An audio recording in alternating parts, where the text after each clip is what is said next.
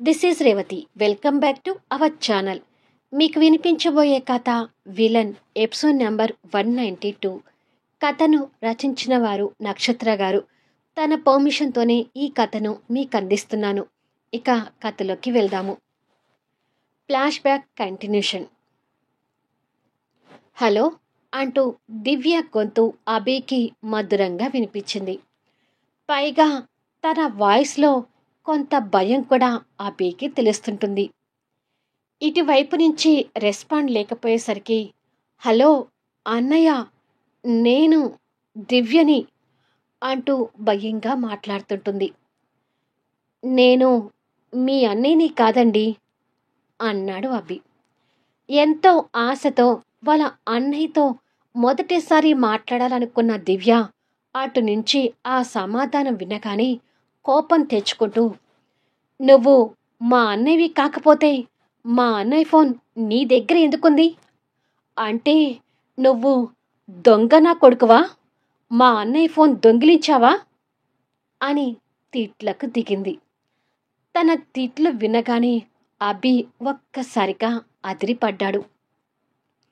పింజారి విధవ, డబ్బులు పెట్టి ఫోన్ కొనుక్కోవడం చేతకాక మా అన్నయ్య ఫోన్ దొంగిలించావా దుర్మార్గుడా? అక్కడ కూడా ఫోన్ దొంగలు ఉన్నారని ఇప్పుడు నువ్వు ఫోన్ మాట్లాడుతుంటే అర్థమవుతుంది అని కంటిన్యూగా తిడుతుంటే, హలో ఒక్క నిమిషం, ఏంటా తిట్లు? నేను చెప్పేది విను అంటూ అభి అడ్డుపడబోతున్నా, ఏమిట్రా నువ్వు చెప్పేది నేను వినేది? ఇంతవరకు ఎప్పుడూ మా అన్నయ్య ఎలా ఉంటాడో చూడలేదు.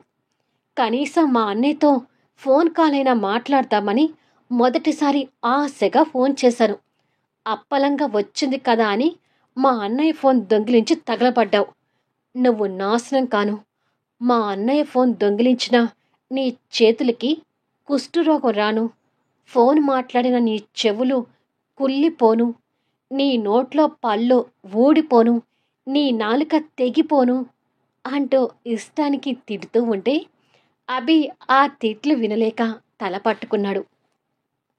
లపుటా విధవా, దొంగ సచ్చినుడా అని కంటిన్యూగా ఇంకా తిడుతుంటే ఆ తిట్లు భరించలేక వెంటనే ఫోన్ కట్ చేసి, ఉఫ్ అని అనుకొని, వామ్మో ఏంటి ఈ అమ్మాయి ఇలా ఉంది, ఆగకుండా తిట్ల దండకం మోగిస్తూనే ఉందేంటి అని అనుకొని, తను తిట్టినా కూడా తన మాటలో మనసుకి ఏదో తెలియని ఉత్సాహాన్ని తెచ్చిపెడుతూ చేతిలో ఫోన్ పట్టుకొని ఆ తెలియని ఫీలింగ్తో దివ్య అని మనసులో అనుకొని చిరునవ్వుతో ఉండగా వెనక నుంచి ఒక్కసారిగా ఎవరో ఫోన్ గుంజుకున్నారు. అభి ఆశ్చర్యపోయి కుర్చీలో నుంచి లేచి వెనక్కి తిరిగి చూశాడు. ఎదురుగా యశ్వంత్ కనిపించి అభి ఆశ్చర్యపోతున్నాడు. ఇంతలో ధనుంజయ్ గారి దగ్గర నుంచి యశ్వంత్కి ఫోన్ కాల్ వస్తుంటుంది. అభిని కోపంగా చూస్తూనే కాల్ లిఫ్ట్ చేసి, హలో నానా అంటూ వెళ్తున్నాడు. ఆ ఫోన్ యశ్వంత్ది అని అర్థమయ్యి అభి కోపంగా తల పట్టుకున్నాడు. అదేం లేదు నానా, నా ఫోన్ ఎవ్వరూ దొంగిలించలేదు. నేనే పొరపాటుగా ఒక దగ్గర మర్చిపోయాను. అయినా దివ్య నాకెందుకు ఫోన్ చేసింది? నాకెప్పుడు ఫోన్ చేయొద్దని చెప్పు అంటూ వెళ్తున్నాడు యశ్వంత్. ఓహో, ఆ దివ్య ఈయన గారి చెల్లెలా? అంతేలే, అన్న చెల్లెలు ఒకే రక్తం కదా, ఎక్కడికి పోతాయి బుద్ధులు అని తిట్టుకొని మళ్ళీ అంతలోనే దివ్య మాట తీరు గుర్తు తెచ్చుకొని తెలియని భావంతో నవ్వుతున్నాడు. అప్పుడే షీలా జ్యూస్ గ్లాస్తో అక్కడికి వచ్చి, ఏంటబి యశ్వంత్ ఇక్కడికి వచ్చి వెళ్తున్నాడు అని అడిగింది. యశ్వంత్ పేరు వినగానే దివ్య యశ్వంత్ చెల్లెలు కదా అని అనుకొని మనసులో తన మీద కలుగుతున్న ఫీలింగ్స్ని అక్కడే లాక్ వేశాడు. కానీ ఎంత వద్దు అని అనుకున్నా మనసు మాట వినదు కదా. ఆ పేరు, ఆ తిట్లు అభి మనసులో అలా ఉండిపోయాయి. ప్రెసెంట్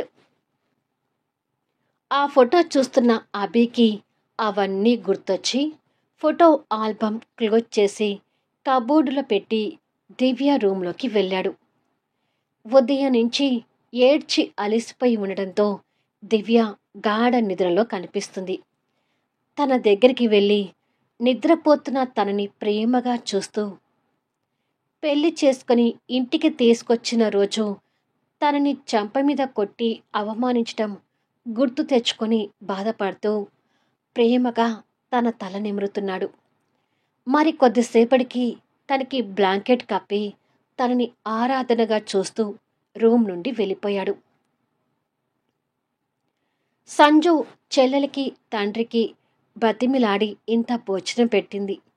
ఏదో 4 ముద్దలు తిని రామ్నాథ్ గారు స్వాతి పడుకోవటానికి వెళ్ళారు. సంజు కూడా భోజనం చేద్దామని ప్లేట్లో పెట్టుకుంది. కానీ రోజు యశ్వంత్తో కలిసి తినడం అలవాటయ్యి నోట్లోకి ముద్ద పెట్టుకోవాలని అనిపించక ప్లేట్ పక్కకు పెట్టి కన్నీళ్ళు పెడుతుంటుంది. ఇక్కడ యశ్వంత్ కూడా తిండి నిద్ర లేకుండా కూర్చొని సంజుతో చిన్నప్పటి నుంచి ఉన్న జ్ఞాపకాల్ని గుర్తు తెచ్చుకుంటున్నాడు. బెడ్ మీద కూర్చున్న పూర్ణ గారు కూడా రామ్నాథ్ గారు అన్న మాటల్ని గుర్తు వచ్చి కన్నీళ్ళు పెడుతుంటుంది. ఆదిత్య పడుకున్నాడు కానీ నిద్రపోవడం లేదు. ఆదిత్య కూడా బాధపడుతూ ఫోన్లో స్వాతి ఫోటోలు చూస్తున్నాడు. కొద్దిసేపటికి ఏదో గుర్తొచ్చినట్టుగా ఆదిత్య లేచి కూర్చున్నాడు. అదే ఆలోచనతో యశ్వంత్ వాళ్ళ రూంలోకి వచ్చాడు. రూంలో దేనికోసమో ఆతృతగా అంతా వెతుకుతున్నాడు. కబోర్డ్లు ర్యాకులు అన్నీ చూస్తున్నాడు. కొద్దిసేపటికి వెతకగా ఒక కబోర్డులో ఆదిత్యకు కావాల్సింది కంటపడింది. అది చూసి సంతోషపడుతున్నాడు. అదేంటి అంటే గిఫ్ట్ ప్యాక్. సంతోషంగా ఆ గిఫ్ట్ ప్యాక్ చేతులకు తీసుకున్నాడు. హ్యాపీ బర్త్డే ఆదిత్య అని ఆ గిఫ్ట్ ప్యాక్ మీద సంజు రాసిన అక్షరాలు చూసుకొని సంతోషపడి ఆ ప్యాక్ ఓపెన్ చేశాడు. ఆదిత్య కోసం సంజు అభిమానంగా కొన్న వాచ్ కంటపడింది. ఆ రోజు ఆ వాచ్ సంజు ఇస్తుంటే తిరస్కరించడం గుర్తొచ్చి సారీ వదినా అని అనుకొని ఆ వాచ్ ఇష్టంగా చేతికి పెట్టుకున్నాడు. మరుసటి రోజు ఉదయం స్వాతి రెడీ అయి బయటికొచ్చింది. సంజు డైనింగ్ టేబుల్ క్లీన్ చేస్తూ ఉండగా స్వాతి అక్కడికి వచ్చి, నేను కాలేజ్కి వెళ్ళి పవన్ని తీసుకుని వస్తానక్కా అని అంది. అది వినగానే పవన్ ఎడ్యుకేషన్ విషయంలో యశ్వంత్ ప్రమాణం చేయడం గుర్తొచ్చి కంగారు పడుతుంటుంది. పవన్ని అక్కడి నుంచి తీసుకొచ్చి మనకి స్తోమత ఉన్న కాలేజ్ చూసి జాయిన్ చేయించుదామక్కా అని అంది స్వాతి. సంజు కంగారు పడుతూ, వద్దు స్వాతి, పవన్ స్టడీస్ని డిస్టర్బ్ చేయకు అని అంది. అది విని స్వాతి ఆశ్చర్యపోతుంటే ఆ మాటలు వింటూ రామ్నాథ్ గారు అక్కడికి చేరుకున్నారు. ఎందుకక్కా, నిన్న పవన్ తీసుకొస్తాను అంటే నువ్వు కూడా ఒప్పుకున్నావు కదా, మళ్ళీ ఈరోజు ఏమైంది అని అడిగింది స్వాతి. అది స్వాతి, ఈ గొడవల్లో పవన్ ఎడ్యుకేషన్ నాశనం కావడం నాకు ఇష్టం లేదు. ఈ విషయం ఇక వదిలే అని చెప్పి కిచెన్లోకి వెళ్ళిపోయింది. సంజు మాటలు స్వాతికి నచ్చక కిచెన్లోకి వచ్చి, ప్లీజ్ అక్క, ఆ యశ్వంత్ మీద మనం ఇంకా ఆధారపడొద్దు, తమ్ముణ్ణి తీసుకొద్దాము అని రిక్వెస్ట్ చేసింది. చూడు స్వాతి, పవన్ని మధ్యలో ఆ కాలేజ్ నుంచి తీసుకొచ్చి ఇంకో కాలేజీలో జాయిన్ చేయిస్తే పవన్ డిస్టర్బ్ అవుతాడు. అది వాడి ఎడ్యుకేషన్ మీద ప్రభావం చూపించవచ్చు. అందుకే చెప్తున్నాను, నా మాట విను అని అంది. సంజు నిర్ణయం స్వాతికి నచ్చకపోయినా అక్క అనే గౌరవంతో మౌనంగా ఉండిపోయి, సరే అక్క, పవన్ ఎడ్యుకేషన్ అంటే అది నీ ఇష్టం, కానీ నేను మాత్రం ఆ జాబ్ చేయను అని అంది. సరే, అది నీ ఇష్టం అని అంది సంజు. సంజు మాటలు రామ్నాథ్ గారికి కూడా వినిపించి వారు కూడా మౌనంగా ఉండిపోయారు. మరికొన్ని గంటల తర్వాత లాయర్తో పాటు ఆదిత్య, అభి కలిసి పోలీస్ స్టేషన్స్కి వచ్చారు. ఆదిత్యతో పాటు అభి కూడా యశ్వంత్ని బెయిల్ మీద తీసుకువెళ్ళడానికి షూరిటీగా సంతకం చేస్తున్నాడు. లాకప్పులో ఉన్న యశ్వంత్ అభిని కోపంగా చూస్తున్నాడు. కొద్దిసేపటికి యశ్వంత్ వాళ్ళతో కలిసి బయటకొచ్చాడు. పేషెంట్ కోలుకున్నాడు కాబట్టి కేసు పెట్టిన వాళ్ళు రాజీకొస్తే ఈ కేసు మాఫీ అయిపోతుంది సార్ అన్నాడు లాయర్.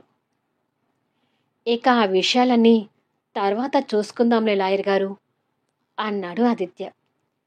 సరే ఆదిత్య, కలుద్దాం అభి గారు. ఓకే యశ్వంత్ గారు అని చెప్పి లాయర్ వెళ్ళిపోయాడు. ఆదిత్య, నేను దివ్యని కలిసి వస్తాను, నువ్వు ఇంటికి వెళ్ళు అన్నాడు యశ్వంత్. సరే అన్నయ్య, కార్ కీస్ తీసుకో అని ఇవ్వబోతుంటే నా కార్లో తీసుకువెళ్తానులే అన్నాడు అభి. సమాధానంగా ఆదిత్య యశ్వంత్ వైపు చూశాడు. వెళ్ళు అన్నట్టుగా కళ్ళతో సైగ చేసేసరికి ఆదిత్య వెళ్ళిపోయాడు. ఆ కారు వెళ్ళిపోగానే అభి పాకెట్లో నుంచి కార్ కీస్ తీశాడు. యశ్వంత్ అభిని కోపంగా చూస్తూనే ఆ కీస్ అందుకొని ఆ కీస్ గాలిలో ఎగరేసుకుంటూ పట్టుకుంటూ వెళ్ళి డ్రైవింగ్ సీట్లో కూర్చున్నాడు. అభి అది చూసి లాకప్పులో ఉండి వచ్చిన ఈ యాటిట్యూడ్ ఏమీ తగ్గలేదు అని మనసులో తిట్టుకొని యశ్వంత్ పక్కకు వచ్చి కూర్చున్నాడు. యశ్వంత్ కార్ స్టార్ట్ చేసి, ఇవాళ నేను చూస్తుంటే గిచ్చి జోలపాటం అనే సామెత గుర్తొస్తుంది అన్నాడు. నువ్వు సంజన మెడలో తాళి కట్టకుండా తన జీవితాన్ని స్పాయిల్ చేసి ఉంటే నేను జీవితంలో మళ్ళీ నీ మొహం చూసి ఉండకపోయేవాణ్ణి. తాళి కట్టావు కాబట్టి ఏదో కాస్త ఎక్స్క్యూజ్ చేస్తున్నాను అన్నాడు అభి. హలో, నువ్వు నన్ను ఎక్స్క్యూజ్ చేయటం ఏంటి? కాస్త తగ్గు. నాకు బెయిల్ విప్పించమని నిన్ను ఎవ్వరూ అడగలేదు. నీకు నువ్వుగా వచ్చి సైన్ చేశావు. నువ్వు వచ్చి సైన్ చేయకపోతే ఆదిత్యతో పాటు ఇంకెక్కరో వచ్చి సైన్ చేసేవారు. నాకు బెయిల్ వచ్చేది. సో నువ్వు నాకేదో పెద్ద సహాయం చేసినట్టుగా బిల్డప్ కొట్టకు అన్నాడు యశ్వంత్ కోపంగా చూస్తూ. ఇక నువ్వు మారవా? ఎప్పుడు ఇలా పొగరగానే ఉంటావా అని అన్నాడు అభి. మారను. ఎందుకంటే నాలో ఈ పొగరు తగ్గితే నా గ్లామర్ కూడా తగ్గుతుంది అన్నాడు యశ్వంత్ అతని యాటిట్యూడ్ స్టైల్లో. నిన్ను చూస్తుంటే నాకు ఒళ్ళు మండిపోతుంది అన్నాడు అభి. అవునా, ఇప్పుడు ఇంకా మండిపోతుంది చూడు అంటూ కార్ స్పీడ్ పెంచి రోడ్డు మీద దూసుకు వెళ్తున్నాడు. అది చూసి అభి కంగారు పడుతూ, ఏయ్, ఏంటా స్పీడు, స్లోగా పోనివ్వు అన్నాడు. దాంతో ఇంకాస్త స్పీడ్ పెంచి ముందు వెళ్తున్న వాహనాలని ఓవర్టేక్ చేసి వెళ్తున్నాడు. ఆ స్పీడ్ చూసి అభి భయపడుతూ, చంపేస్తావా ఏంటి నన్ను అన్నాడు. ఒకసారి మా చెల్లిని కూడా ఇలాగే భయపెట్టావంట, మరి రివెంజ్ తీర్చుకోవద్దా అంటూ ఇంకా స్పీడ్ పెంచాడు. ఆ స్పీడ్ చూసి అభి భయపడుతూ, చెప్పేది నీకే, ఈ పొగర్తోనే రామ్నాథ్ గారికి యాక్సిడెంట్ చేశావు అన్నాడు. పొగరతో యాక్సిడెంట్ చేశావు అనే విషయాన్ని తట్టుకోలేక ఇంకా స్పీడ్ పెంచి కళ్ళు మూసి తెరిచేలోపు ముందు వెళ్తున్న వాహనాల మధ్యలో నుంచి దూరుతూ ఆ వాహనాలని ఓవర్టేక్ చేస్తూ వెళ్తున్నాడు. ఆ స్పీడ్ చూసి అభి ప్రాణాలు అరిచేతులు పెట్టుకొని, చెప్పేది నీకే, కారు స్లో చేయి అన్నాడు. కానీ మన యాటిట్యూడ్ హీరో వినే రకం కాదు కదా. అభి చెప్పే కొద్దీ ఇంకా ఇంకా ఫాస్ట్గా వెళ్తున్నాడు. ఆ స్పీడ్కి అభికి కడుపులో తిప్పుతుంటుంది. ఆ స్పీడ్లో ఏ వాహనానికి ఢీకొంటాడో తెలియక అభి ప్రాణ భయంతో అల్లాడిపోతున్నాడు. చావు భయంతో భయపడుతున్నాడు. చెప్పేది నీకే యశ్వంత్, కారు స్లో చెయ్యి. ఇద్దరం పైకి పోయామంటే అటు నా కుటుంబం, ఇటు నీ కుటుంబం జీవితాంతం మనస్తాపంతో బతుకుతారు అన్నాడు. కానీ ఆ మాటలేవి యశ్వంత్కి ఎక్కడం లేదు. అభికి ఆ ప్రయాణంలో గెలాక్సీ చూపిస్తున్నాడు. ముందల వెళ్తున్న వాహనాన్ని కాస్తలో ఢీకొట్టబోయి మళ్ళీ టర్న్ తిప్పుతున్నాడు. అలాంటి క్షణాల్లో అభికి భయంతో గుండె ఆగి మళ్ళీ కొట్టుకుంటున్నట్టుగా ఉంటుంది. ఒక్క మాటలో చెప్పాలంటే యశ్వంత్ డ్రైవింగ్లో చాకచక్యం చూపిస్తున్నాడు. చెప్పే కొద్దీ యశ్వంత్ ఇంకా ఎక్కువ చేస్తున్నాడని అభి కూడా సైలెంట్ అయిపోయి కడుపు తిప్పుతున్న పొట్ట పట్టుకొని గట్టిగా కళ్ళు మూసుకున్నాడు. ఇలా కాసేపటికి కారు ఆగటం తెలిసి అభి కళ్ళు తెరిచాడు. క్షేమంగా కార్ ఇంటి ముందు ఆగటం అభికి తెలిసి అమ్మయ్యా అనుకొని గుండె మీద చేయి పెట్టుకున్నాడు. మిస్టర్ అభి, డ్రైవింగ్ ఎంత స్పీడులో ఉన్నా కంట్రోల్ తప్పనని నీకు తెలిసిందా? మా మావయ్య గారిని యాక్సిడెంట్ చేసింది పొగరుతో కాదు, మందు మత్తులో తెలియక చేశాను. డ్రింక్ చేసి ఉండకపోతే యాక్సిడెంట్ జరిగి ఉండకపోయేది.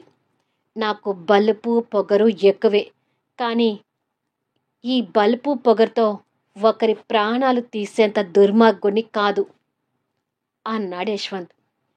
యశ్వంత్ ప్రవర్తనకు అభి కోపంగా చూస్తుంటే యశ్వంత్ కార్ డోర్ తీసుకొని కార్ దిగి కాలుతో ఒక్క తన్ను తన్ని కార్ డోర్ క్లోజ్ చేశాడు.